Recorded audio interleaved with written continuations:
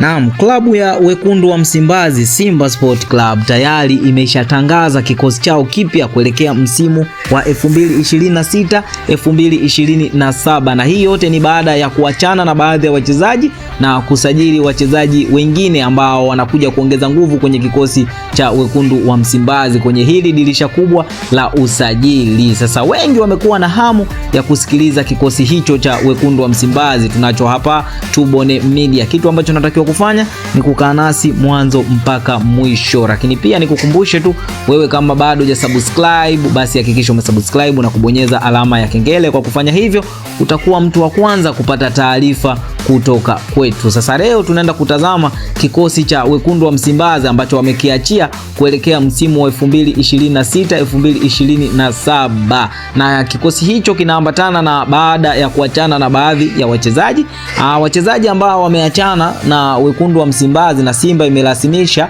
kuacha wachezaji hao ni kama Chamuka Labwa, Nabi Kamara, Edwin Barua, Joshua Mutale, Awesu Ali Awesu na Omari, lakini pia bila kumsahau Musa Pinpin Kamara. Sasa hao ni baadhi tu ya wachezaji ambao wameachwa na wekundu wa Msimbazi kuelekea dirisha kubwa la usajili, na baada ya wekundu wa Msimbazi kuachana na hao wachezaji, kuna baadhi ya wachezaji ambao wamesajiliwa kwenye dirisha hili kubwa la usajili kuja kuongeza nguvu kwenye kikosi cha wekundu wa Msimbazi. Sasa baadhi ya wachezaji ambao wamesajiliwa na Simba Sport Club kuja kuongeza nguvu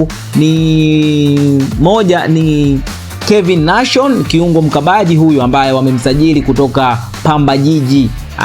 Lakini mwingine ni Jabal mwenye miaka 23, kiungo mshambuliaji huyu ambaye wamemsajili moja kwa moja kutoka Stellenbosch ya kule Afrika ya Kusini. Timu hii ambayo imemtoa kocha huyu wa wekundu wa Msimbazi Steven Baka, hivyo basi ameamua kumleta mchezaji mwingine Jabal ambaye ni kiungo mshambuliaji. Lakini mchezaji mwingine ni Ibrahim Dumbia, mshambuliaji wa kati huyu ambaye amekuja kuongeza nguvu akitokea AC Kolofina.